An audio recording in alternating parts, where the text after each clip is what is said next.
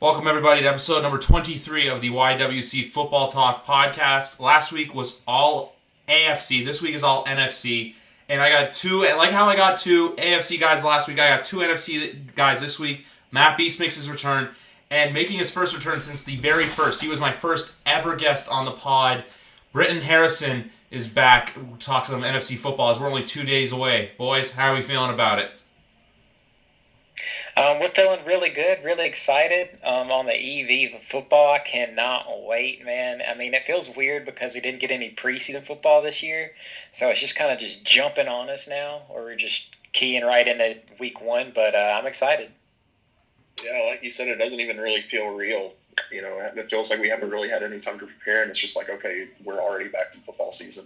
And with the basketball playoffs going on at the same time, it's pretty crazy, but I'm not complaining. More sports, you know. I know exactly. I feel like I'm going up north with a few friends in a couple weeks, and I was telling them, hey, we're going to be able to watch in the span of a weekend because it's the first weekend of October doing this. We're going to be able to watch the MLB playoffs, the Stanley Cup Finals, the NBA Finals, and Week 4 of the NFL season. So I'm like, just to get all that sports at once, like, obviously the last 6 months have been very whirlwind for everyone. But the fact now that we're getting all this sports hit on us at once, and plus two, college football is returning this Saturday. I know what some of the smaller schools played this weekend, but I know a lot more of the bigger schools are coming back in the next few weeks. I think the Big 12 starts this week.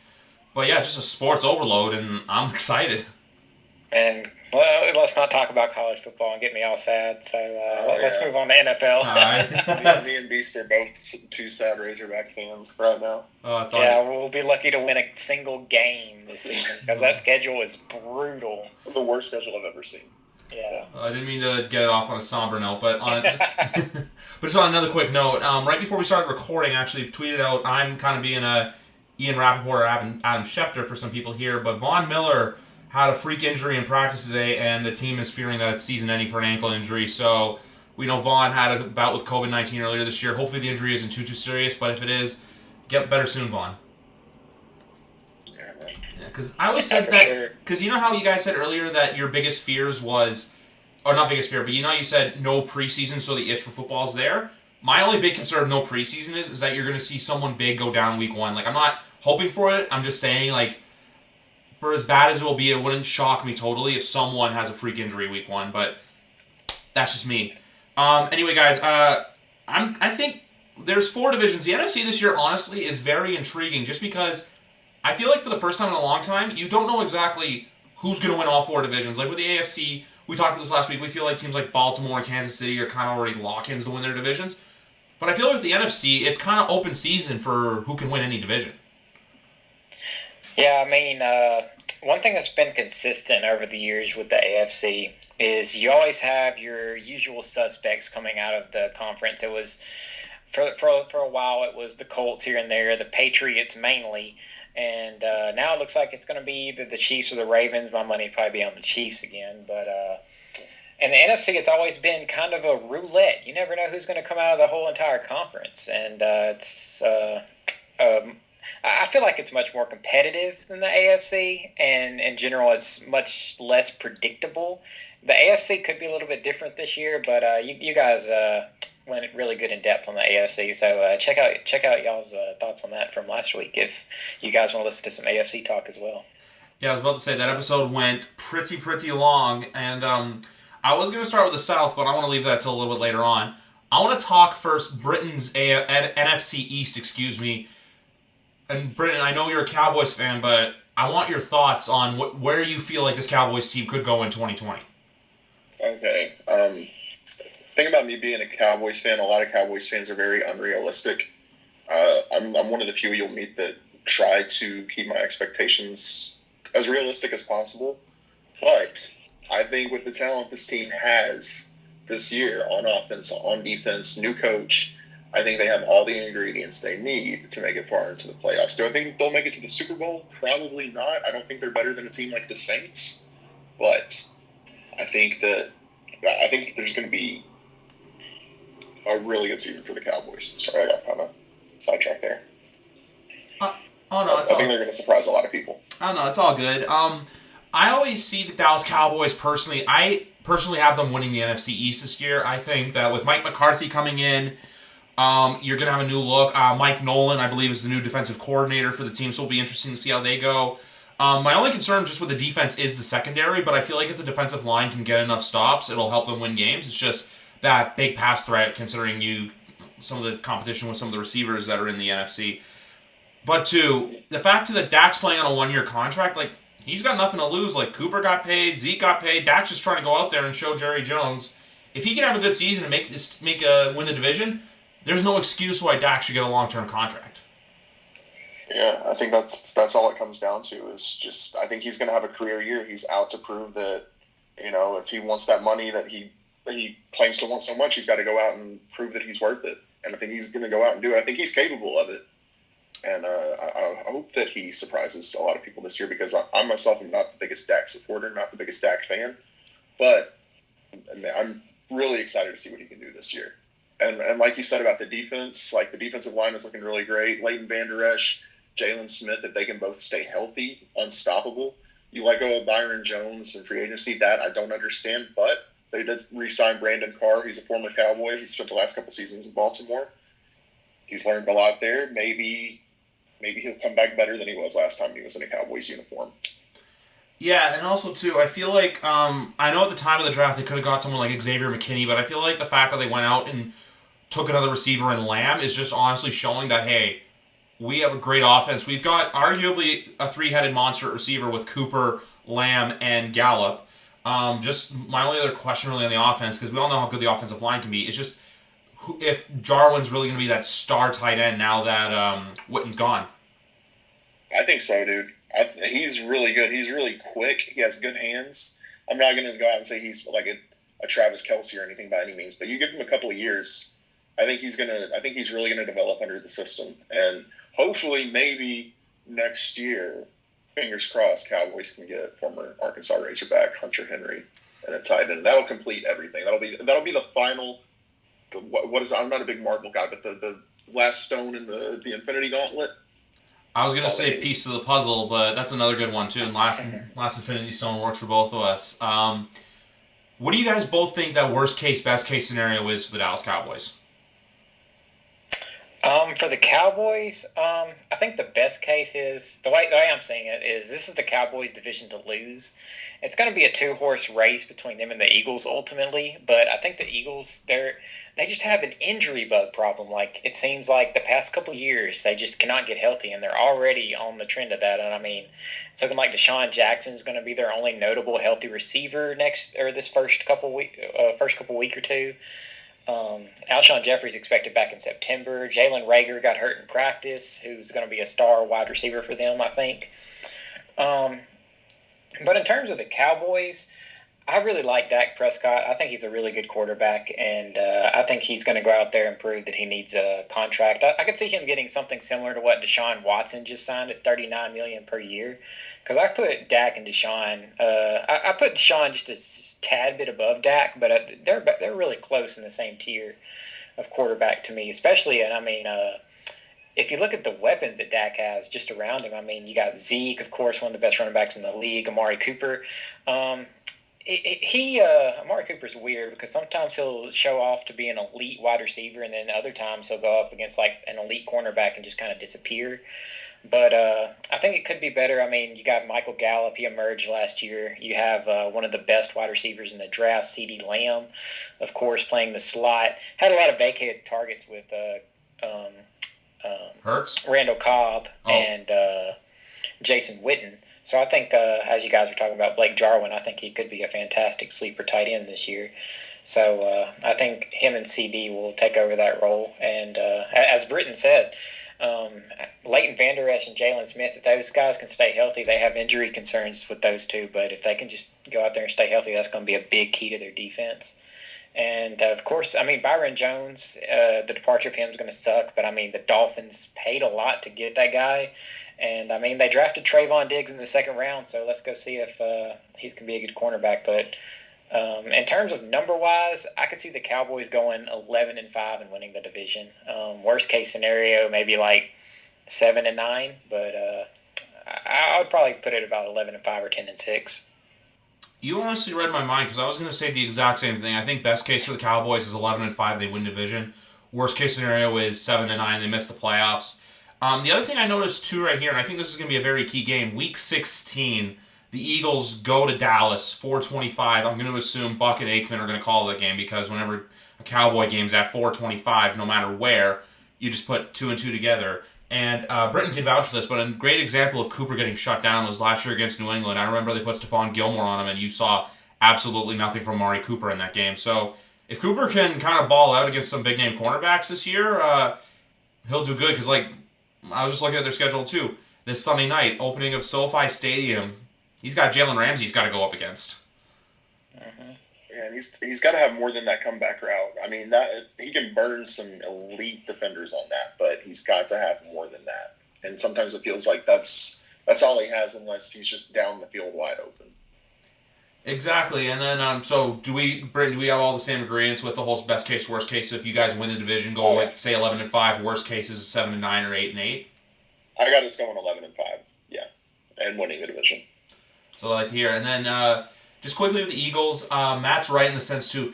Like, look, they're that team where if they can stay healthy, like especially if Carson Wentz can stay healthy, he can be an MVP. But just the fact that he can't stay healthy, like, raises a lot of question marks for me, and also considering, too, that they haven't had a whole lot of playoff success since winning their Super Bowl. I know they won the one game against Chicago, but let's be honest, that was just kind of dumb luck on the part of Cody Parkey having the double doink.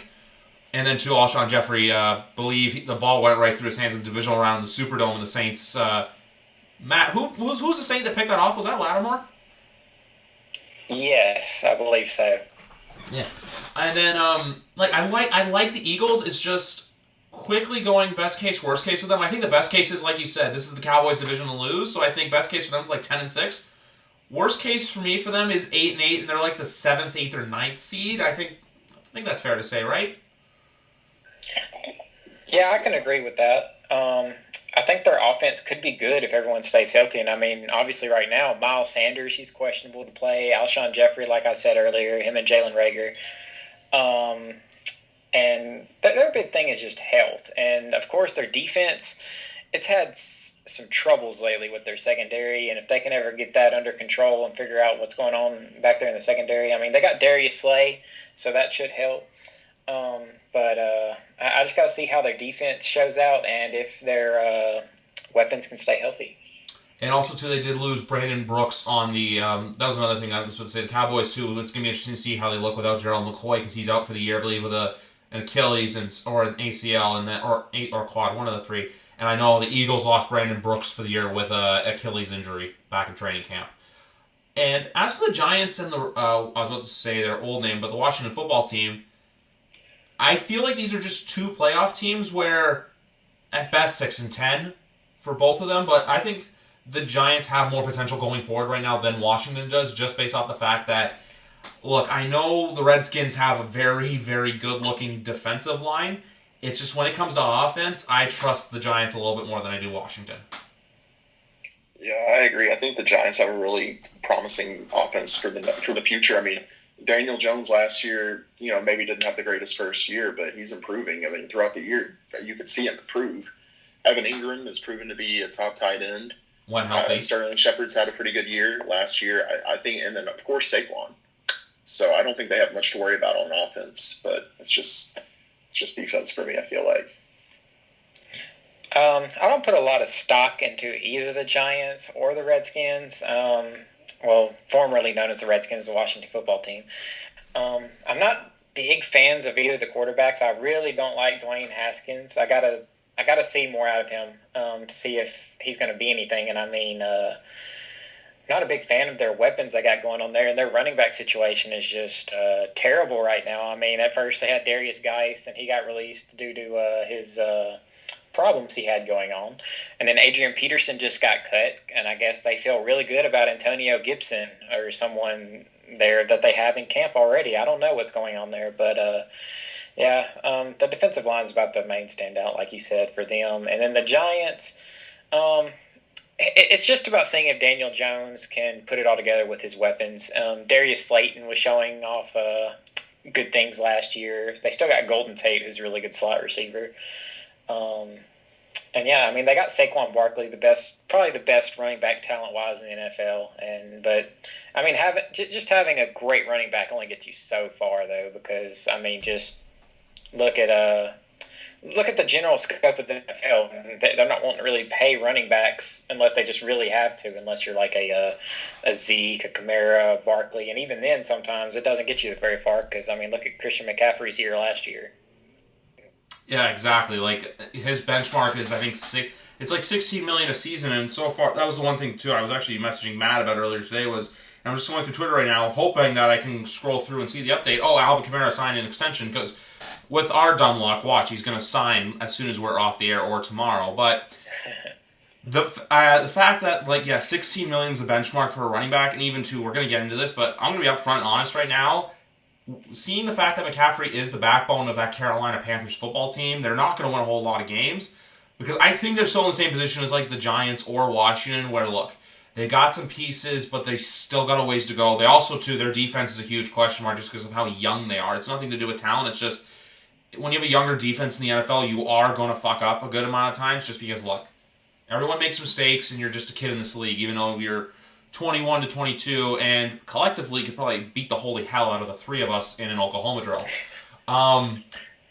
But yeah, like the Giants, and also too, just the fact that nothing against Rivera, and I hope he gets better because I know he's dealing with cancer right now. But seeing that video of Joe Judge like sliding in the mud, or even doing that simple drill, like having the team like tape tennis balls in their hands so they don't hold, little things like that are easily having a rookie head coach win over your locker room. Like it's just the little things like that would make me confident for the Giants, not this year, but going forward. So this year, if they can go 6-10, I think ultimately it's an improvement. I think last year they went 3-13 or 4-12. I'm not quite sure. If we don't, that's what I have them going 6-10. Yeah. Yeah, and then Washington, I think somewhere between 3-13 and 5-11. I'm gonna say it goes Cowboys, Eagles, Giants, Washington football team. Yeah. Yeah. Yeah, I agree with that. Yeah. The next division I want to move on to is another very intriguing one. It is the NFC North. Like all divisions in this conference are intriguing. It's just the North intrigues me because it's like the NFC South where you have three teams who could potentially make noise. One team who's probably going to be pretty good, and then one team could either be very good or not good at all, and that's just the North. Off the hop, I honestly want to say the Packers are going to win this division. But at the same time, too, it wouldn't totally shock me if Minnesota is kind of that, just like that car that's just tailgating them the entire season, where we'll find out Sunday exactly where this division shapes up. It's so tough because that's always been such a tough division. But, you got to look at Aaron Rodgers. He played decent last year, but how much longer can he be Aaron Rodgers? He still has Devontae Adams. He's got Aaron Jones there now. Defense is looking great. I think that's still the best team in the NFC North. I think losing Diggs is a huge blow for the Vikings, but you can't expect Thielen and Cook to do everything for you. So I still think that's the Packers are going to be probably NFC Championship this year. The biggest thing with the Packers, too, is just the fact that Aaron Rodgers has not made it back to a Super Bowl since he won his first one, and that was in February. That's going to be 10 years ago. So I think the more and more he gets done, the more and more he doesn't get it done, it's going to be more of, hey, what's going on here? Because also, too, I do see them winning the North. It's just when I made that car comparison with the Vikings and the Packers, I just mean that, hey, I think the Packers will win the division. I just wouldn't shock me that if the Vikings are kind of on their tail where it's like, the Packers finish, say, 12-4, and then the Vikings are 10-6, so it like kind of gets decided at the very end of the season. I honestly do think drafting Jordan Love is going to light a fire under Aaron Rodgers, where we just see this whole new quarterback come out. It's just my only concern is the fact that besides Devontae Adams, I know they got Lazard, and I think they still have Scantling. He doesn't have that big number 2 receiver. Like, you know how when Amari Cooper is in double coverage, the Cowboys are going to go to Lamb. Like, they don't have that trustworthy receiver like that. I'm not saying trustworthy in the sense he'll make catches. It's just trustworthy in the sense that, hey, he can be Mr. Reliable, because we saw a lot of that last year when Devontae Adams got shut down. They didn't win football games. Yeah, and I mean that's been a big question mark for like everyone in the fantasy community since last year. Is like who's going to be this number two guy, because everyone's always bought in on the number two guy and having Aaron Rodgers number two receiver because he's normally supported two really good receivers. But I mean, Alan Lazard, Marquez Valdez-Scantling, they didn't really go out there and get anybody. I mean, they got Devin Funchess, but he's hurt already, and I don't really think that's the answer there. Aaron Rodgers says he has confidence in both of these guys, but until we actually go out there and see it produce on the field, I have doubts about it.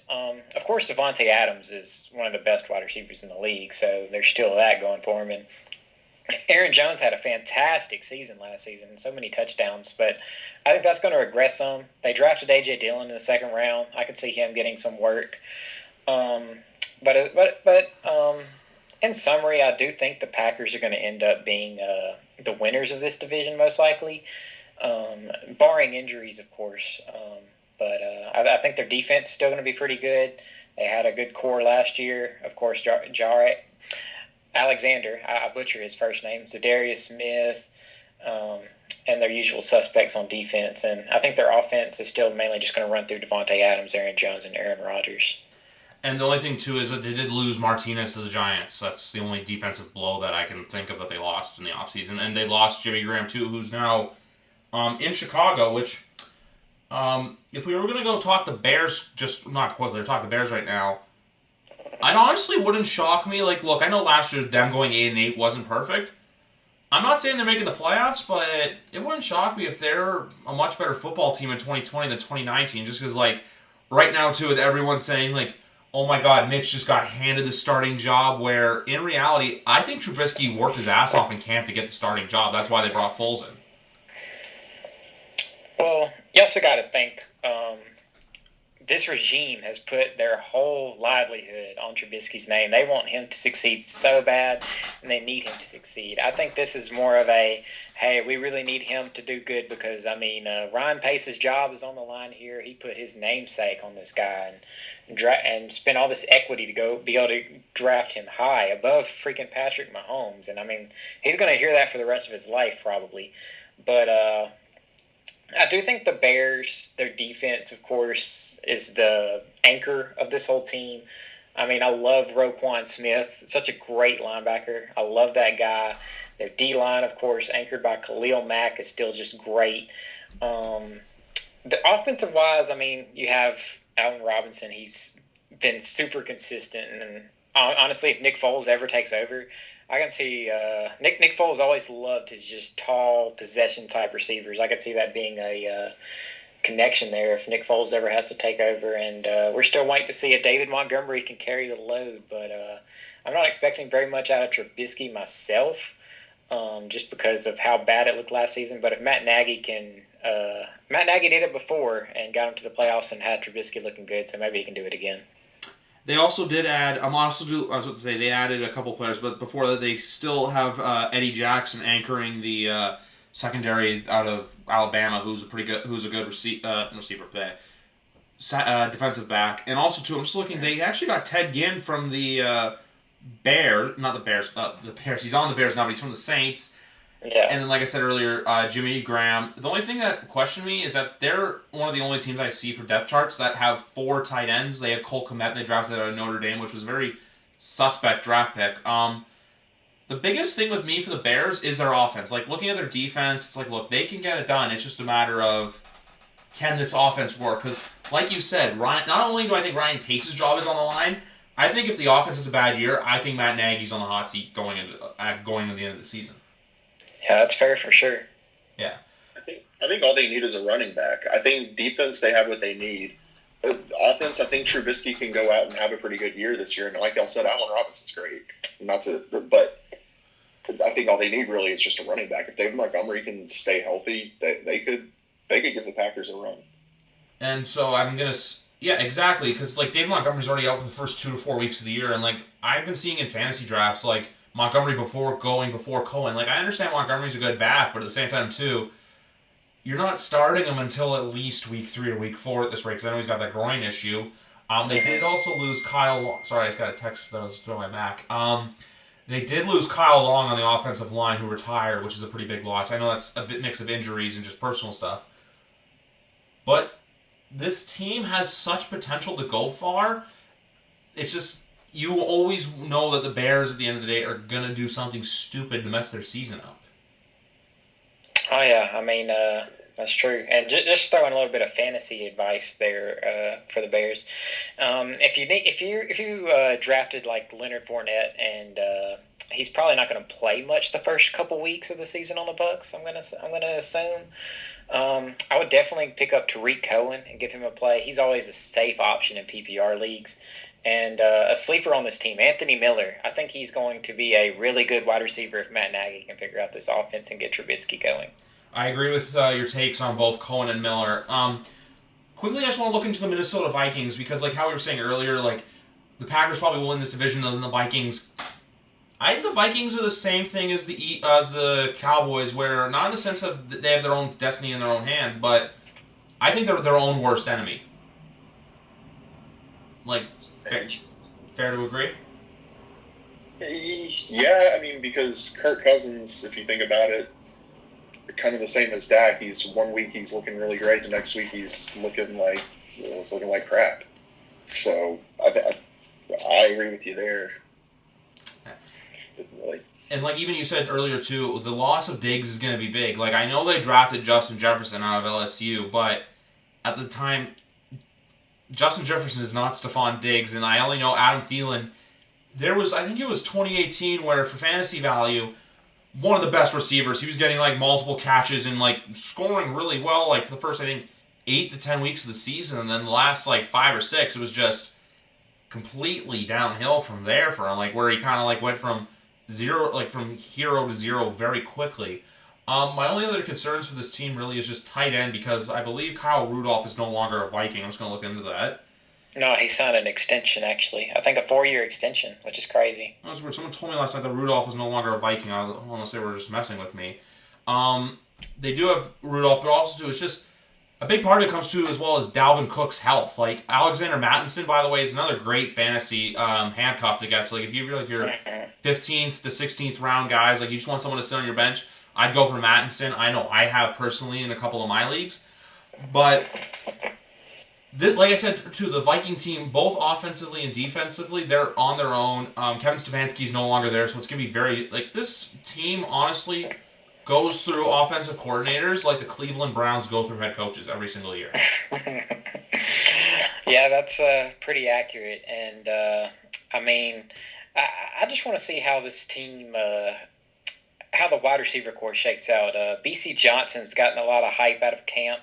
He's their number 2 outside wide receiver now, but I really have high hope for Justin Jefferson. He was a guy I really wanted the Saints to look at in this past draft, but he ended up going to the Vikings. And, I mean, he's a fantastic slot receiver. He had so many touchdowns last season with Joe Burrow, and I think he could be a great replacement kind of for Stephon Diggs, target-wise maybe. He's not a similar receiver to Diggs in the fact that he likes to work in underneath routes Justin Jefferson does, but I mean, I think he's a fantastic receiver, and if he can ever catch on throughout the year, I know it's a little bit harder probably for rookies than ever before, mainly because they didn't get the rookie mini camps, they didn't get to work out near as much and get all these preseason snaps, especially in the preseason games. But I want to see if he can catch fire and maybe see if this B.C. Johnson hype train is there. But, yeah, I mean, like you said, Dalvin Cook staying healthy is definitely the main thing here. Mike Zimmer definitely wants to run the football and keep this team honest, especially have their defense going. I mean, they picked up Yannick Ngakoue from the Jaguars, and I think that's a huge addition. And their main worry there is just their corners. I mean, Mike Hughes and Holtz and Hill, I mean, I don't really know much on them, honestly. I mean, their safeties are good, and Harrison Smith's a really great safety. But, I mean, aside from their front 7, their secondary can be kind of lacking with their corners. But we'll just see how they put it together. And I do think the Vikings are probably going to be the second team there, kind of like you said earlier, butting heads with the Packers. And I think a realistic expectation for them is probably about 10-6. I agree, and I think worst case scenario for them is 8-8 because the Vikings are one of those teams where, like the Dallas Cowboys, have their 1 year where they make the playoffs, which was last year, and then they have their year where they miss the playoffs. So they could make it, but they could miss at the same time. Mm-hmm. And then some consistency for both of them. Exactly. And one thing I just want to add too, for all of you out there, Brittin is not one of those Cowboy fans who's rocking the blue and white shoes, the jorts, and the Dak jersey with the gold chain, screaming out "We Dumb Boys" every week. That's why I have him on. If I knew a Cowboys fan like that, I would absolutely not allow them on this anywhere near a microphone on my podcast. So, Brittin, I thank you very much for being a realistic Cowboy fan. I know they're hard to find, but man, we're out there. I promise you.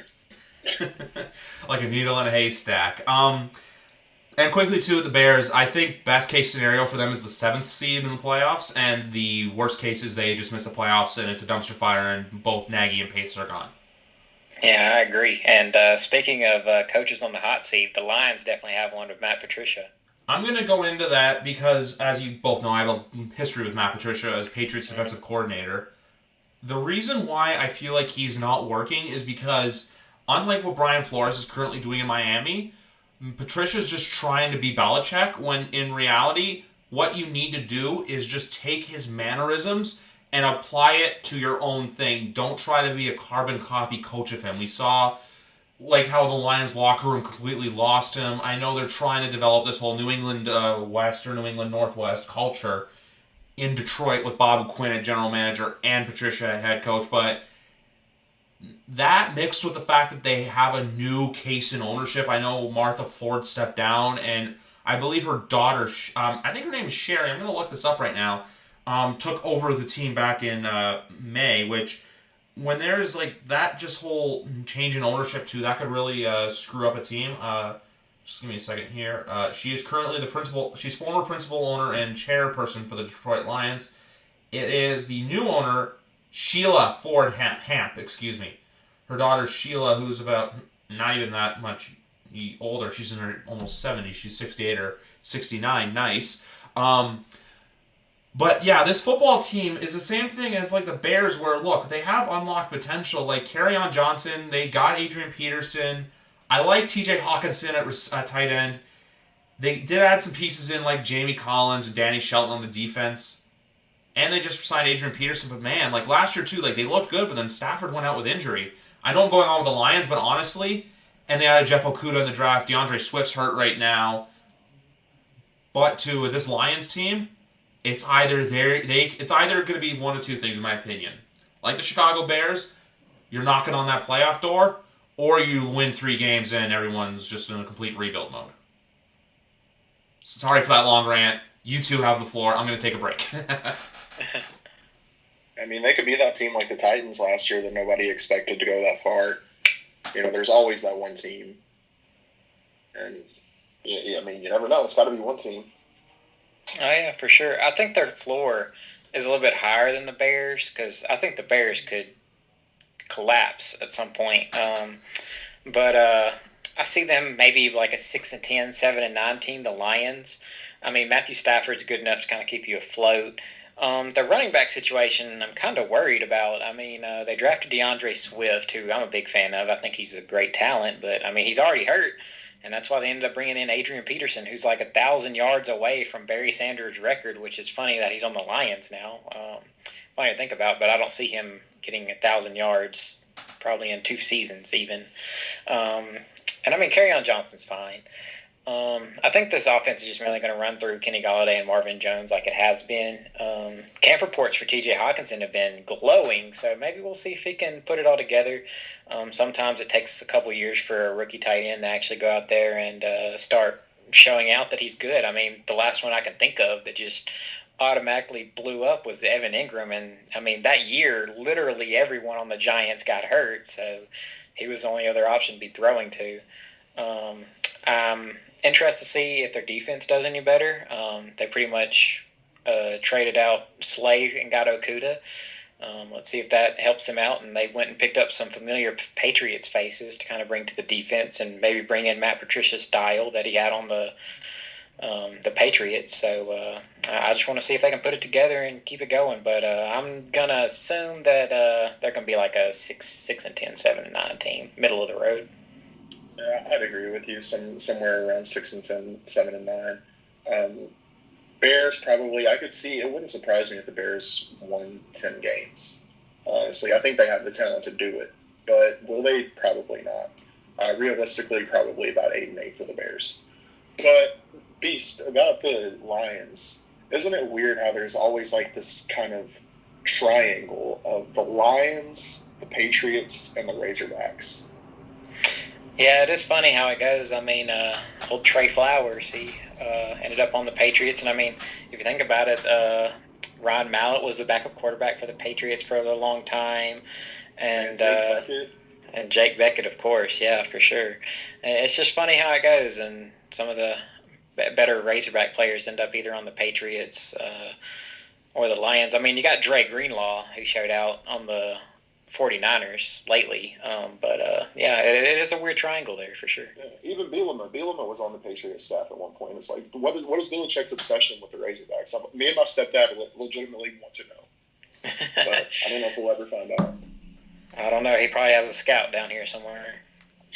Yeah, and I also think last year, too, he drafted, I think it was an offensive lineman or a tight end that was Danish that was from Arkansas as well. Frank Ragnow. Yeah. Yep, that is him. Yeah, Frank Ragnow, who's now the starting center for the Detroit Lions. I'm just also looking to, they did add Desmond Trufant. Jeff Okudah's actually, they're running a base 4-3 defense this year, and Jeff Okudah is their second string cornerback behind Justin Coleman, which is a bit of a surprise, just because if you're going to invest a third overall pick in someone, you think he would start. But I guess maybe he didn't impress in camp that much, or he won't get the minutes right away. And then, yeah, probably not. Yeah, and also looking at their schedule, too, their first 3 games are 4 because they have the bye week 5, is Bears, Packers, at the Cardinals, and at the Packers as well. And then they host the Saints week 4, which that's, I think, could be a potentially 2-2 start. I see them losing to, that's their best case. I think worst case scenario for that is they go 1-3 or 0-4, because we'll get into the Cardinals in a minute in the NFC West. But even too, they play the AFC South this year, but then even too, they have the I guess they play the NFC South as well. But then they have the Washington Football Team, and then they've got a pretty manageable schedule this year, so we'll see how it goes for them. They're just looking at the preseason though, and that's the other thing too. How you say there's that Patriot Lion Razorback connection, because I was looking at the preseason schedule. Their first preseason game was supposed to be against the Patriots, so just another glimmer spot on there for the whole Britain's conspiracies about the Razorback Patriot Lion triangle. The next division I want to talk about, because Matt, I know you're itching to talk about your division, but I think we got to save that for last, is the NFC West. Last year won by the San Francisco 49ers, who this year, people don't know if they're going to win the division for some reason. I'm in the camp of they are, but there is one team who I think can make some noise in this division, and for those of you who have listened to past episodes, you know who I'm talking about, but for those of you who haven't listened, you'll find out in a minute. But I want to talk to Brittin and Matt on this. Where do you see the NFC West looking like this year or going? I think it's going to be a pretty strong race. All of these teams are really good, I think. Cardinals are probably the least of the 4, but of course the 49ers and the Seahawks, these guys are great teams. And I mean, Russell Wilson's one of the best, if not the best, quarterback in the league. He's just so efficient, and he's just so good. And I mean, all around, I think the Seahawks team is really good. Of course, we talked last time how they added Jamal Adams, and I think that's going to help their defense. As we talked through earlier, their run defense it suffered at times last season, and with the addition of Jamal Adams, it should help. Of course, they lost Clowney, who ended up going to the Titans. I could talk about that later with the Saints. I really like the Seahawks this season. I think DK Metcalf and Tyler Lockett are going to go out and have good years. I don't know how I feel about Greg Olsen being there. I think he's kind of just more of a veteran presence. Chris Carson's like a really consistent running back. He's not just great, but he's just really good for their system. And I just see them going out and doing good things. Their defense should be a little bit better than last season. And I think with another year under his belt, DK Metcalf could shine through. So I'm not going to say the Seahawks are probably going to win the division. I still think the 49ers are going to be the favorites. But I just wanted to highlight the Seahawks there because they're a team that I kind of like to talk about. I'd probably say I could see the Seahawks. I could see 2 teams from this division going 11-5 probably. And it'll probably be the Seahawks and the 49ers. Sorry, Brittin, go ahead. Sorry, it straight up would not surprise me if Seattle won the entire NFC. They came close to it last year, and I think this year they're going to probably be better than the 49ers. I don't think the 49ers are going to have the same success they had last year. I think that this is going to be another crazy year for Russell Westbrook. I'm going to start calling him Russell Westbrook. Sorry, Russell Wilson. I think it's going to be a great year for Russell Wilson, and like B said, he's got all the weapons surrounding him. He's got everything he needs. I think it's going to be tough to beat Seattle. I agree. I agree with the two of you. I honestly think San Francisco and Seattle could be good. I just think I don't. You remember last year, like San Francisco had the division, but they were going for the number 1 seed in that Sunday night football game, which ended in it was one of the best games of the year last year. I think this year you're going to have that. I think the two teams play again on Week 17. I don't know where it is. I believe, though, San Francisco does play Seattle again Week 17. It wouldn't shock me if that game's for everything. If that game's for, like, first place in the NFC West crown, and also, too, that first seed is going to be... That race for the number 1 seed this year in both conferences is going to be amazing, because we're going to see just absolute nail-biter games Week 17, because of only one team getting a bye is absolutely huge. And the fact, too, that there are now 7 teams per conference. I know it's weird, and eventually it's going to be 8, so half the league makes the playoffs. But the fact that you have all of that, it's going to make for an excellent run to the postseason. So December football, like, I know where you guys are, it's still a little warm that time of year, but up here it's freezing cold. But man, I'll be good to sit inside on Sundays and watch some football, and some very competitive football at that too. The one team I honestly want to say who I think is going to make noise this year and finish 3rd in the division, I think the Arizona Cardinals have a better season than the Rams. I know you guys are probably scratching your heads right now, but there's something about this team, and like, look, they just gave DeAndre Hopkins a lot of money, $42.5 million guaranteed at signing, and he's now the highest paid non-QB in the league. But just with the mix of him and Fitzgerald and Kenyon Drake, and also too, I love the addition of Isaiah Simmons in that defense, because that defense does need some help. But man, Cliff Kingsbury is a much better coach than I think people give him credit for, because like, he's making Kyler Murray look really good, and there's a lot of people out there too that are saying, I don't know who's going to be the MVP of the league this year, but there's a lot of people thinking that it could be Kyler Murray. So for that reason, and this was one of my like crazy takes back in March before COVID, was that the Arizona Cardinals make the playoffs. I mean, you can definitely make a case for it happening. I mean, I think the offense has looked great, and of course they just added DeAndre Hopkins. Kenyon Drake gets a full, well, not really a full off season with the way things are, but now he's gotten more time to acclimate to the system and not just half a season in. So I think the offense is going to go crazy because Kyler Murray, he's a great quarterback too. I mean, he's a joy to watch. He puts on definitely puts on out there, even though he's only like a 5'10" guy. He looks so small out there compared to everybody, and it's just amazing to watch him work. I really do enjoy watching him, and as you said, Isaiah Simmons, that's a big addition. He was my favorite prospect in that draft last year. Just the way you can use him. I mean, this guy, you can literally just throw him anywhere. He can play safety. He can go play anywhere alongside any linebacker spot. He can rush the passer. I mean, the range of outcomes you can use with him is just great. So if they can just use him and cater to his talents, that'll be a great pickup for them. Just got to see if their defense can put it together. I think their offense is just going to be amazing. I mean, it was really good last year with, of course, Larry, Christian Kirk, Keyshawn Johnson, Kenyon Drake, as I said. And now you just add DeAndre Hopkins, one of the best wide receivers in the league. That's just a huge addition. But yeah, I could see them being a pretty good team, and maybe they could be above the Rams because I mean the Rams are kind of a question mark coming into this season, but I don't know. I could see the Cardinals going like 7-9. It's probably about where I got them. Maybe 8-8-ish, somewhere around there. But one of these teams is definitely going to falter, be it the Rams, the Cardinals, and like Brittin said, it could possibly be the 49ers. I mean, they're dealing with some injuries there, but we can get into that in a minute. And also, too, I only say that just because, look, I have a bit of a bias against the Los Angeles Rams, proudly sponsored by Best Buy. I say that for obvious reasons, but they did lose. They did lose Roger Saffold. Todd Gurley is gone now. We know he's with Atlanta.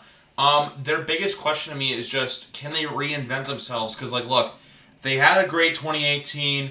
arguably, and Matt will probably this is going to be a little salt in the wound, sorry buddy, but they should not have made the Super Bowl last year.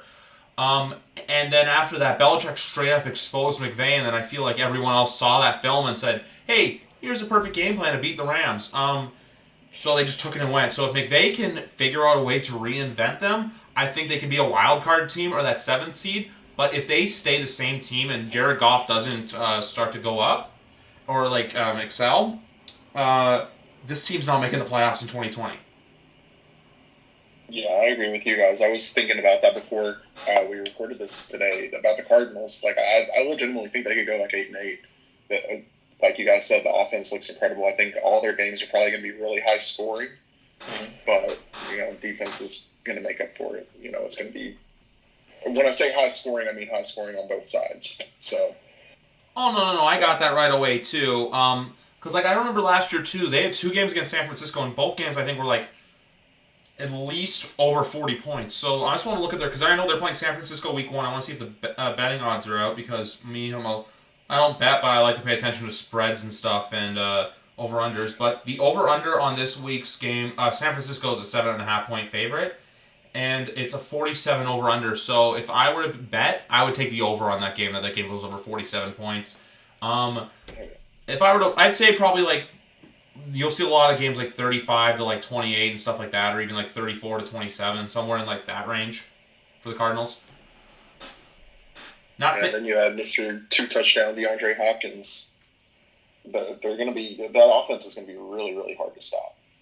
And also, too, they did add Josh Jones to their offensive line out of Houston, who I know they did need help on the offensive line because that was one of their weak points last year. But that plus, too, Kyler Murray can make a lot of explosive plays on his feet.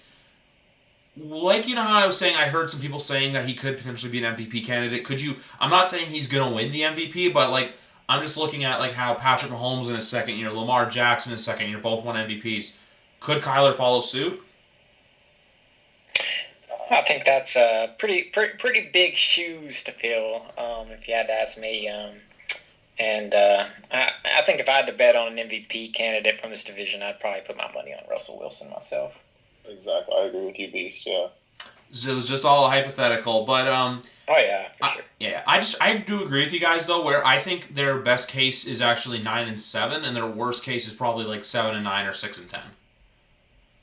Yeah, I can see that. And people, it'll be a lot of fun. Sorry, Beast. You're fine. Yeah, and how you pointed out, Griff, them adding Josh Jones is huge. I forgot to mention, Kyler Murray, I think statistically he was the most hit quarterback last season, and it doesn't help that he kind of goes out and makes plays with his feet, but getting him some offensive line help was crucial, and then picking up Josh Jones in the second round was a really good get for them because I was mocking them to get one of the guys like Mekhi Becton, who ended up going to the Jets. Someone like that in the first round, but getting Josh Jones, who was graded as a first-round tackle talent in the second round, was a good get for them. And then they also added into Rashard Lawrence from LSU, who I like as a defensive tackle as well. So that's just another anchor on the defensive line with Chandler Jones and Isaiah Simmons. Because we all know they have one of the best secondaries in football, and they also, I believe, gave Budda Baker enough money to. Yeah, Budda Baker got paid this offseason. I'm just going to look at their depth chart. And they also added, I believe, what is it? They added Jordan Hicks, and then they also added to, I believe, I was going to do some looking in to see if Corey Peters was there. If it was Corey Peters that was there last year, yes, he was. So it is, so yeah, they added Jordan Hicks, and then from, I believe, the Bills, and or wait. I'm confused. I was trying to figure out who exactly they added in the offseason.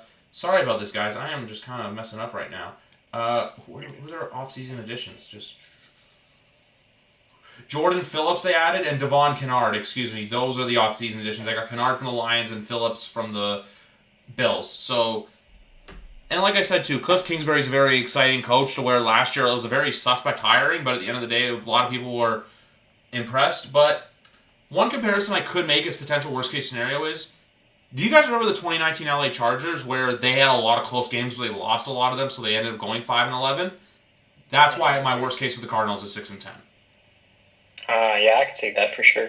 Yeah, I agree. Yeah. And then just quickly with the Rams, I think best case is 9. I think worst, they're 9-7 or 7-9, somewhere in there, or even 8-8. I think they're one of those 3 records. Yeah, I don't think they finish over 500. Yeah, that's definitely a take right there. I mean, when Todd Gurley was good for them, it kind of masked the inconsistencies of Jared Goff. And now they have question marks there at running back. I mean, Malcolm Brown is a good backup, but let's see if maybe he's a good starter. And, I mean, they don't really know who's going to be the guy there. I mean, they drafted Darrell Henderson in the second round last year, Cam Akers this time in the second round out of Florida State. I've heard some camp buzz on Van Jefferson, the rookie wide receiver, but I don't know if he's really just going to emerge. I mean, Cooper Kupp and Robert Woods are 2 of the most consistent receivers out there. If you play fantasy, you just know just how consistent they are and how good they are. I think those are going to be the only 2 bright spots, really. Maybe Higbee. I'm not sure on him. But, of course, they still have Aaron Donald and Jalen Ramsey anchoring the defense. So they can make some stuff happen. But I'm going to say 7-9, 6-10. All right. And we waited a long time. I know Matt's itching right now to talk. The brand new NFC South. It is that time. We saved the arguably probably one of the most toughest divisions in football for last. It's 3 teams of tough. But I only say that because, look, we obviously know Carolina's in a rebuild year. They have a very young defensive core. Teddy Bridgewater, it's his first year. It's Matt Rule's first year, which that's a bit of an expensive contract and a buyout from Baylor. I know you guys are SEC guys, but even 2 from the Big 12. It's another. I think it's a questionable hire like Cliff Kingsbury, but look, when you got CMC, I think he's going to help win some games. Oh, yeah. I mean, that's for sure. He's going to go out there and win them games, no doubt. Just carry the team on his back. I do think Teddy Bridgewater is an improvement for their quarterback play last year, and they had really bad quarterback play. And I really like DJ Moore as a talent. He's a really good wide receiver, and I think his skill set is going to fit right in with Teddy Bridgewater. The thing I don't really understand here is I've heard bad reports on Curtis Samuel, and they signed Robbie Anderson. I mean, Robbie Anderson did play with Matt Rule for him in college, so maybe that's probably why he ended up on the team, but I don't see Robbie Anderson being a good fit with this team. I mean, Teddy Bridgewater doesn't throw the deep ball very often. When he does throw the deep ball, he's pretty accurate, but I mean, it just doesn't happen very often. So I don't really see Robbie Anderson being a fit for this team. And of course, I mean, they lost Luke Kuechly. That's a huge hit on their defense there. They really should have went out and got Isaiah Simmons. That would have helped them a lot. But I think the defense is definitely going to take a step back. I think the offense is going to be better than it was last year. It's not saying much when you see what quarterbacks they had going on there. I do think they're going to be the worst team in the division, but I could see them winning probably about 6 games, 6-10. Yeah, I'd agree with you. They've got a lot of new stuff. I mean, they haven't really been able to work on it because they haven't really had a regular off season. So it's going to take them a little bit to figure out what they have.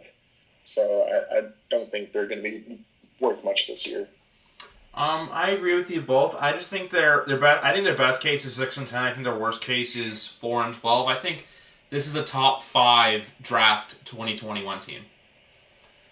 Yeah, I can agree with that. Yeah.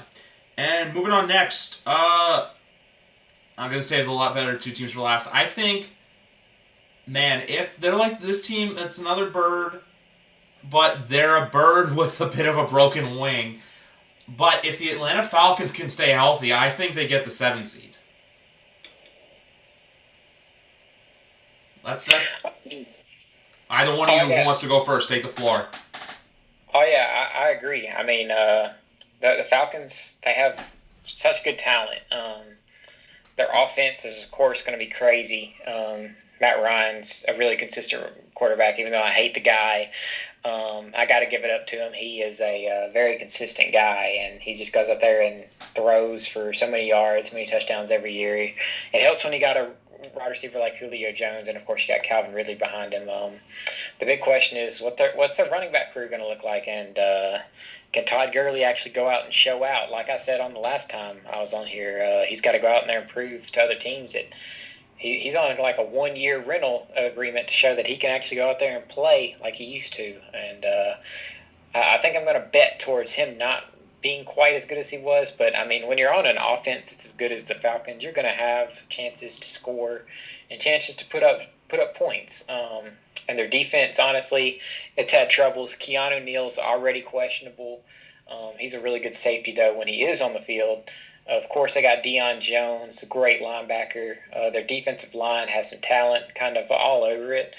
Yeah, I mean, the range of outcomes is very vast for the Falcons. And like you said, you could see them being the 7th seed in the NFC, and I do think 3 teams from the NFC South are going to be in the playoffs this season. Probably 3 teams from the NFC West and 3 teams from the NFC South. That's probably the way it's going to end up, maybe. Yeah, I mean, the Falcons, if I had to put a cap on them, I'd probably say I'd cap it off about 9-7, 10-6. Brittin, thoughts on and also too, just before we get to Brittin, I want to point out as well, Ricardo Allen, I know he's their second stringer, but he is also questionable to start the year. So if the Falcons can stay healthy, I agree. I think this is a 10-6 at best football team. But Brittin, buddy, where do you think the Atlanta Falcons are going to be this year? I mean, if Matt Ryan, Julio Jones, and Todd Gurley can be who we know they all can be, then they can absolutely make the playoffs. They can absolutely make some noise, but it just comes down to those 3, I feel like. And you got to keep them motivated. You got to make sure that, I mean, other than those 3, honestly, there are those teams that I don't really keep up too much with, and this is one of them. So I don't really have too much thoughts about them, but I know, like, those 3, like, if you get that 3-headed monster going, that's going to be impossible to stop. And also, too, and I know I've talked about this before with Phil because he's a Gamecock, but I like the addition of Hayden Hurst at tight end as well for the Atlanta Falcons with the departure of Hooper to Cleveland. See, they got him, yeah. Oh, yeah, for sure. I mean, Hayden Hurst, he was kind of buried there behind Mark Andrews, who's a great tight end, of course, in Baltimore. And we're going to see if Hayden Hurst has what it takes. And, I mean, last year the Falcons were just having to come back in these games. And, I mean, Austin Hooper got so much of that on the receiving end of it because they would just leave the tight end open just in the underneath routes and right there in the middle of the field. So I think that's going to be what Hayden Hurst is going to be doing. That's going to be his bread and butter.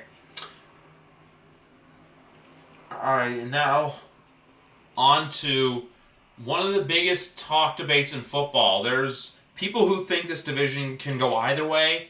I'm going to let Matt have the floor here because we started off with Brittin's team. We're ending with Matt's team. I'm on the same page as Matt as who's winning. But for anyone out there, there's a lot of people who say the Saints is a lot of, not fake hype, but there's a lot of like unrealistic chances just because of everything that's happened in the last 3 postseasons. But I want to hear why the Saints are going to win this division and not the Buccaneers. Okay, if I had to give a short explanation, well... You can take as long as you want. If I had to give an explanation as to why I think the Saints, of course it's probably a biased take coming from a Saints fan, but try to put it in as unbiased of a situation as possible. You have this season, this COVID 2019-2020 season, whatever you want to call it. It's been really weird. And these teams have had to go under not having all these preseason games, not having near as much practice to get ready. This Saints team they've been together this core has been together for about the past 3 years. And over the past 3 years, they are the best regular season football team. They've lost only 11 games in the past 3 seasons. The past 2 seasons of which they've only lost 6. They've gone 13-3 2 years in a row. And the first season there, they went 11-5. They ended up on like a 2 to 3 game losing streak and ended up coming back and going 11-5. So a lot of those losses were at the very beginning of this run. This team the continuity is there, the experience is there. The one guy that's new that should be I do have one concern about one of the new guys that got added, but one new guy they added, Emmanuel Sanders, he's a veteran wide receiver. You saw him last season get traded from the Broncos to the 49ers and just step right in, and I think it's going to be the same situation here, and he had a little bit more time to get acclimated with the Saints system, and I think him being that anchor away from Michael Thomas is going to be crucial. Of course, Alvin Kamara is still there. He's probably about to sign his new contract. He is just he's a machine. After Saquon Barkley, he's probably one of the most talented running backs in the league. I only say that because Christian McCaffrey, of course, gets a lot of work in the passing game, but he doesn't have a route tree like Alvin Kamara does. If you go back and watch that Vikings playoff game where Stephon Diggs, of course, had the huge catch, our go-ahead touchdown there before that happened was a just touchdown throw where Alvin Kamara was just running out wide and just chuck from Drew Brees, and Alvin Kamara just came down with it. I mean, he's a really good receiver. Of course, Drew Brees is who he is, one of the best quarterbacks ever in the league. He just owns. Just look at the record book; he's all over it. Jared Cook, he's still a really good tight end. He showed out last season. He had like 9 touchdowns down the stretch. My main concern on the offensive side of the football, they added Cesar Ruiz, the center/guard out of Michigan in the first round. They ideally, I think they do want him to play center. Now that I've actually seen or got to hear more camp news, but he hasn't gotten to play that position a lot because Andrews Pete, our left guard, got hurt early on in camp. So they pretty much had to stick with a different rotation for the longest time. Andrews Pete is healthy now, of course, and he's going to be able to play. But Cesar Ruiz didn't get a lot of snaps there at center, so he's going to be playing right guard. So I think the main way to attack the Saints is going to be that defensive line pressure, hitting the interior, which could be a problem because Tampa Bay has a really great front seven in week 1. So if Tampa Bay is going to win that game, Drew Brees is going to get hit quite a lot from interior pressure. I will say that. But just to go over the defense really quickly, the defense, they're pretty much staying a solid core unit from last season. Cam Jordan, Sheldon Rankins, Malcolm Brown, Marcus Davenport, these guys are all first-round picks, and they're not just these bums. I mean, Malcolm Brown is probably one of the least ones on there. And, of course, David Onyemata, too, out of Manitoba. Shout out to Griff there. David Onyemata is a great defensive tackle as well. We just signed him to an extension. Sheldon Rankins is going to be out to prove that he can return to his form that he was 2 seasons ago when he had a 9-sack season out of at the defensive tackle spot. Marcus Davenport has a lot to prove, especially with the whole Clowney situation. People are like, why would we want to bring in Clowney when we got Marcus Davenport? I mean, Marcus Davenport, we gave up 2 first-round picks to go get him. But, I mean, the Saints, I mean, I'm sorry, I'm just going to keep going on a rant here. I mean, I got to speak to the genius of Mickey Loomis here, just in case anyone didn't know. This man literally went out just to show how much YOLO he's going for this season. And how much the Saints really want to make it all the way. He literally was going to use the Browns salary cap, have the Browns sign Jadeveon Clowney, and then send them a 2nd-round pick, so that way Jadeveon Clowney could come over to the Saints and use pretty much paying a 2nd-round pick for cap space just to get this guy because they really want to go all the way out. But the NFL nixed it, and that's why he ended up on the Titans. But just going back to the defense really fast, Demario Davis, Alex Anzalone at linebacker. If Anzalone can stay healthy, that'll be a great help. This man is a really good linebacker. He has a knack for making plays and creating turnovers. And the secondary should be improved with Malcolm Jenkins at safety. Marcus Williams is still he has his ups and downs for sure, but I'm hoping he can put it more together. Marshawn Lattimore and Janoris Jenkins is going to form one of the best cornerback tandems in the whole entire league. And watch out for C.J. Gardner-Johnson out of the slot. He is a fantastic cornerback/safety that you can put all over the field. And I'm sorry, I just went on forever on that. It's all good. Brittin, are you still with us? Yeah, I agree. I mean, I think you hit the nail right on the head. Of course, I think the Saints are the most complete team in the NFC, and they're the best team in the NFC. And there's absolutely no reason why they shouldn't be in the Super Bowl this coming season. Sorry. It's all good. my thoughts on this team, like you were saying, they have their defense is really good on paper. Cam Jordan's just a sack specialist. I like the Canada shout out with Onyemata out of Manitoba.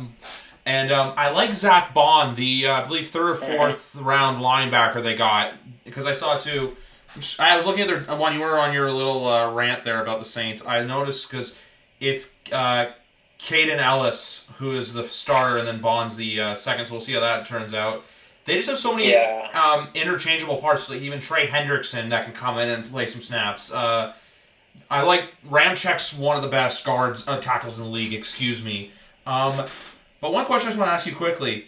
What's more likely to happen first? A Deontay Harris return touchdown or a Michael Thomas touchdown on Sunday? I mean, ideally, I would love a Deontay Harris touchdown just to show out a little bit. And one other point I just want to make quickly on the defense. I know you brought up Caden Ellis. You're not going to really see him play a lot because this defense has just so many corners and safeties that are going to be out there on the field. We're going to be playing a lot of nickel and dime packages. And that's really going to put offenses on their heads and toes. Like, what is this team going to do? There's just so many defensive formations they can do because of how deep they are at so many different positions. And I'm hoping Zach Bond come in and have a good package here and there. Throw him in the mix, too, just to mix it up. If I had to put a number on this year, I don't think we're going to go 13-3 like we have been. I'm going to say 12-4. That's what I'm going to go with, and I'm going to stick with that. And I also noticed, too, your first three games, obviously there's the big one this Sunday with the Buccaneers, but then you open the new stadium in Vegas against the Raiders, and then you have Sunday Night Football against the Packers week 3. So the first three games are going to be very good for the Saints. Going to have some competition right out of the gate, which is, a lot of people say, oh, it sucks, but at the same time, too, it's very good to see so you can kind of get an early feel of how your team's going to do. Yeah, for sure. I feel best case, I'm going to say I think they could go 13-3 again, but the worst case scenario I would say is 11-5. Yeah, I could see a worst case scenario, like if a bad injury happened and our offensive line is just not working. I could see it being 9-7 and making like the 7th or the 6th seed in the playoffs. But I really lean more to the ceiling of more of a 13-3. But I'm going to say 12-4 just because I think the division is going to be harder this season. I fully agree. But I don't see this team missing the playoffs at all. I honestly do think, too, I think this is a year they're pushing their chips forward and they're going all in to win a chip. Mm-hmm. Because if Breeze wins a second, his stock just raises and raises he's already in Canton, but it's just the talk for, look at Peyton Manning all those years where he only had the one ring. You win a second ring, you're in a whole other level. Before we talk, because we're going to finish with the Bucs and just make cases for them, Brittin, what's your best case, worst case for the New Orleans Saints? I think there's no way they lose or they win less than 10 games. I'd say worst case scenario, maybe 11-5. Best case scenario, 13-3. All right. And last but not least for this division is the Tampa Bay Buccaneers, obviously adding in Tom Brady and Rob Gronkowski. But people ask me all the time, am I a Bucs fan and do I have Bucs apparel yet? And I say no. Phil and I are ride or die New England fans. We've committed to this team. I have prepared for this day for a very long time. I'm going to watch the game Sunday, and it's going to be very weird. But at the same time, too, I love how Brady goes from being this villain in New England to Tampa, and everyone all of a sudden loves him. And he's going to win number 7 automatically. And also, too, one Bucs note I want to make. I'm not saying the Bucs are going to be like last year's Cleveland Browns. I only think they are in the way of hype. I don't think they're going to be this juggernaut that comes out and just obliterates everyone. I think you're going to see a lot of miscommunication in the first few games because it's going to take a while for everyone to get used to each other. But for a fantasy perspective, if you haven't drafted yet and you're listening to this episode, because we still obviously have 48 hours, 47 and a half now until kickoff, Chris Godwin, I think, is a more money fantasy receiver than Mike Evans. I said it because I feel like Godwin is more capable of those short routes, and he's just going to take the ball and explode, kind of like what Tyreek Hill is capable of. Meanwhile, Evans, I think you're going to see some miscommunication on some deep routes just because we don't know what a 43-year-old Tom Brady is going to look like throwing the ball, bombs ahoy. For all we know, Brady can do it, but at the same time, too, I would go Godwin, and also to a sneaky bench option for a later round pick is Scotty Miller. Yeah. Sorry. It's all good. We can hear you. Go ahead. Okay. Yeah, I think this team, Tampa Bay, it all comes down to Tom Brady. And it all comes down to how he plays. If he goes out and he plays like he played last year, then they're just going to get bounced. They're not going to get anywhere. But if he goes out and he plays like 2011 Tom Brady, or even like Tom Brady from a couple of years ago, then they can win the whole thing easily. They have the offense, they have the defense, they have everything they need. Chris Godwin is going to be special this year. I think he's going to be probably a top 3 fantasy tight end, top 3 fantasy receiver, top probably 5 regular receiver. I agree with you. He's going to be better than Mike Evans. He's going to have a standout year. And like I said, it just all comes down to Brady. Yeah, I mean, I agree. A lot of hype has been thrown on the Buccaneers, and I think people should stand back and just think about it. Think about this team for a minute. And this isn't me downplaying them at all. Last season, they went 7-9 with Jameis Winston throwing 30 for 30. You bring in Tom Brady, who is a lot better at being an efficient quarterback, especially as these quarterbacks get older. You see these guys like a Drew Brees or a Tom Brady Tom Brady's never really thrown a lot of picks. It's never been his MO, but like Drew Brees, he used to throw quite a few picks here and there, but I mean, granted, his defense was absolute garbage, so he was having to compensate for that at times. But you see these older quarterbacks making better and wiser decisions with the football, and not being as mistake ridden as Jameis Winston would be. And I think that's going to hurt Godwin and Evans' fantasy value just a little bit. But I still think Godwin's going to be mega efficient. This guy is a really good wide receiver. Of course, the big question mark is what's going to happen with the running back room. They signed LaShawn McCoy this year. I mean, he is just washed at this point. I just don't really see him doing anything. Ronald Jones couldn't beat out Peyton Barber. They drafted Keyshawn Vaughn, but you hadn't really heard much about him. And of course, they signed Leonard Fournette, who just got cut by the Jaguars. And I think he could be a good running back for them. I don't think he's not the most efficient running back out there, but he's definitely going to get his opportunity there because this offense is just going to run really well. The tight end heads there, you got Gronk, OJ Howard, Cameron Brate. I think these are all really good tight ends. Is Gronk going to make it through all 16 games? I have my doubts. I'm not sure if he will or not. So we'll see how that goes. Their defense, their main worry is going to be their secondary. Their front seven is fantastic. If their front seven can just generate pressure like I suggested, how they could possibly beat the Saints on Sunday is just attacking that interior line with Ndamukong Suh and Vita Vea, and possibly throwing in some more blitzes there with Shaquille Barrett, and trying to get the attention away from the secondary. But as far as the range of outcomes for the Buccaneers, I'm probably going to give them 11-5 is what I'm going to have them at. It's going to be a really close race with the Saints ultimately winning, I believe. Their worst case scenario, 8-8, 9-7 probably, honestly. I think this team is just going to be really good since they're going to be limiting the amount of turnovers that they had last season. I agree with the both of you. The one thing I honestly want to see is if Gronk can stay healthy, because I know he's back. And if you guys are asking me, and also for everyone out there, was I upset for Brady leaving? No, I was more upset for Gronk coming out of retirement to go join him down in Tampa Bay. My biggest question is him because look, if you're looking at it for fantasy, I'd rather go Howard or Brady because I feel like those are gonna be more of the playmakers. I think Gronk is just there to kind of be a security blanket for Brady, or kind of like that. That option you can go to for more, I think, goal line touchdowns, or like those goal line stances where Brady has the famous quarterback sneak.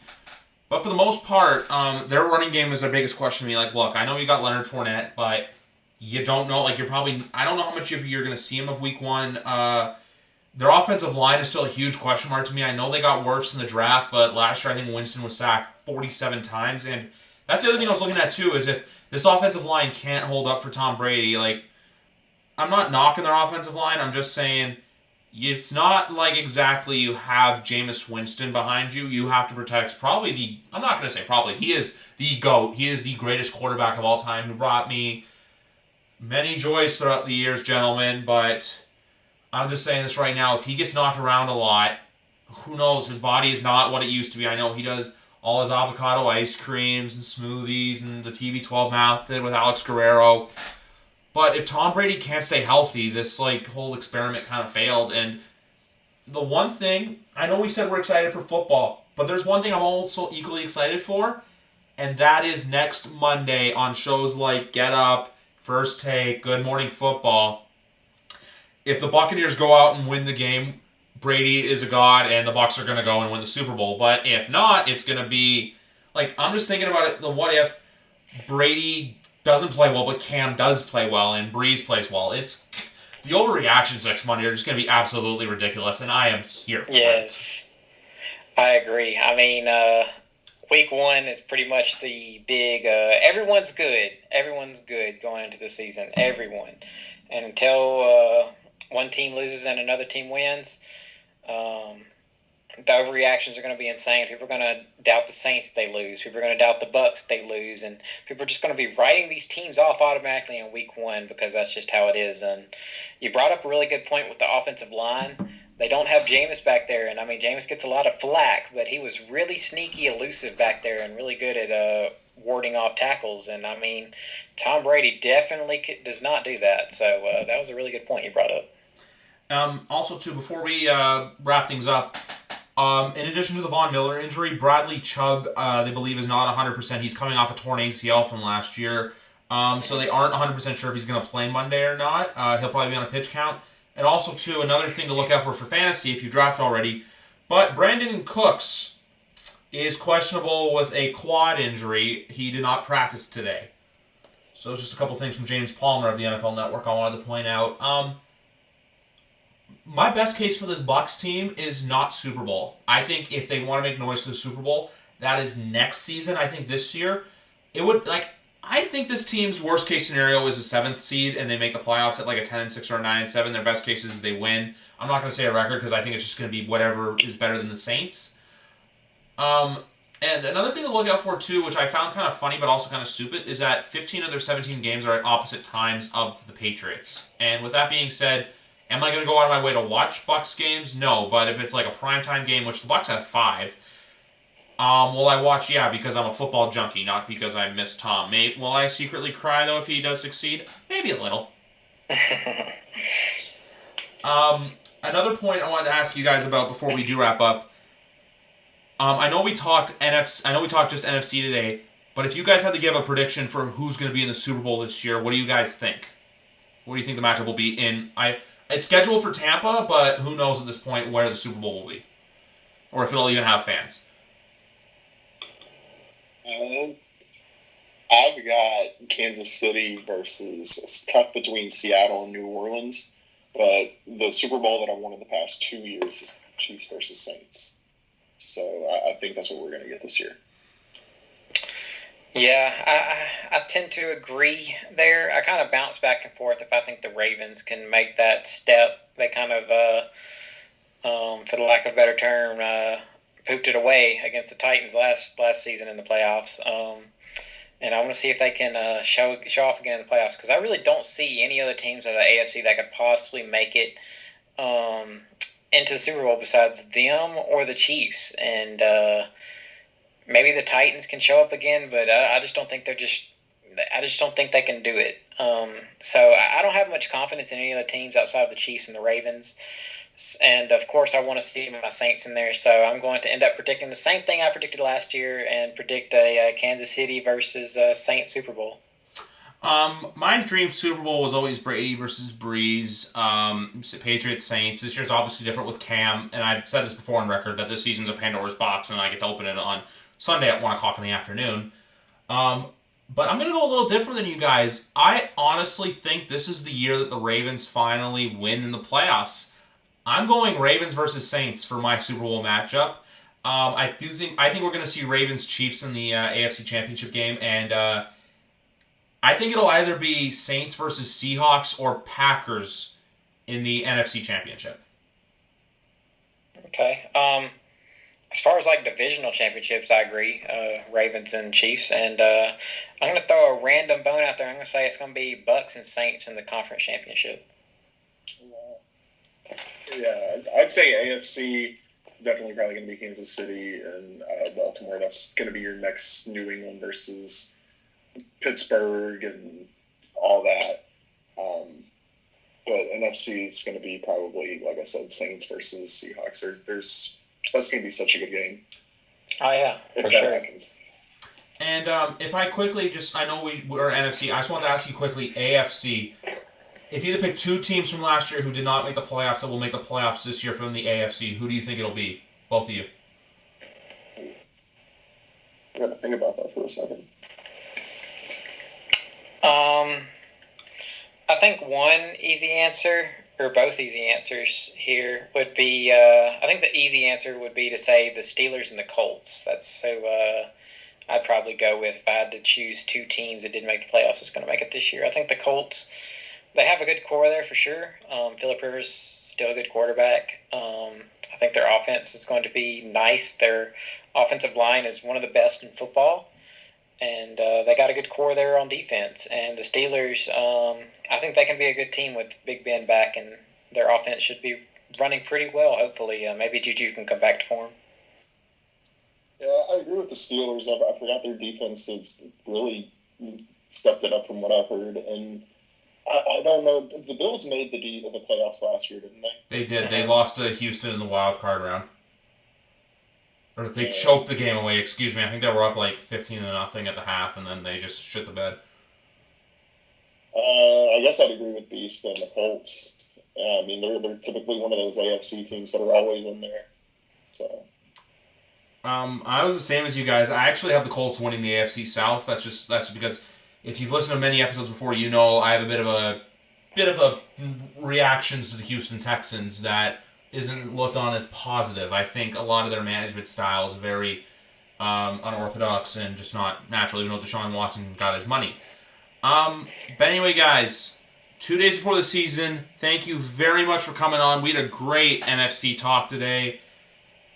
I look forward to having the both of you on. Matt, it's always good to have you. Brittin, it was great to have you. You had a bit of a break from the show, but hopefully I can get you guys back on at some point during the season, doing some preview predictions throughout the weeks, and maybe at some points we can either praise our fantasy teams or be completely disgusted like Brittin was last year with Juju Smith-Schuster. Going a whole rant episode of just bashing Juju. I got a DM one day of like a trade saying Juju's open for trade, and I was just like, oh, I'm going to avoid that. Thank you. Yeah, everybody did. Well, anyway, were you going to say something, Matt? Oh, no, I was just laughing in agreement there. I mean, I think Juju's going to be better this season, though. And Brittin will be just slamming his head against the wall if that does happen. Brittin, no offense, I'm not picking on you, buddy. I'm just saying it happens to the best of us. When one year you have a fantasy player and he's shit, and the next year he is just fantastic. You just like look at yourself like that dog in the room on fire and just go, yeah, everything's fine. Yeah, it's like Will Fuller whenever you bench him 1 week and he has like 50 points, and then the next week you're like, okay, I'll put him on flex, and he gets you 3 points. You're like, this is cool. Awesome. I love fantasy football so much. That happened to me last year with Kenyon Drake. I think it was the game against the Browns where I benched him in the semifinals, and I lost by like 5 points. I think it was either playing you or Phil in that semifinal. And I decided to bench him because I was like, oh, he's not going to do anything, and he gets like 40 points, and I'm like, what the fuck? But anyway, guys, like I said before, thank you very much for coming on. Football is 2 days away. 2 whole days away. These guys are going to be back on at some point during the season. Fellas, thank you very much once again for coming on. And I think the only other messages we have to say before we go is continue to social distance, wear your masks where plausible, and wash your hands and sanitize your hands at all times. Yep. Absolutely. Absolutely. Good night. Right on the head. Week 1 is right around the corner, guys. Thank you very much for listening, and we'll see you guys back here very soon as more episodes are going to be coming of the YWC Football Talk podcast. Good night for now.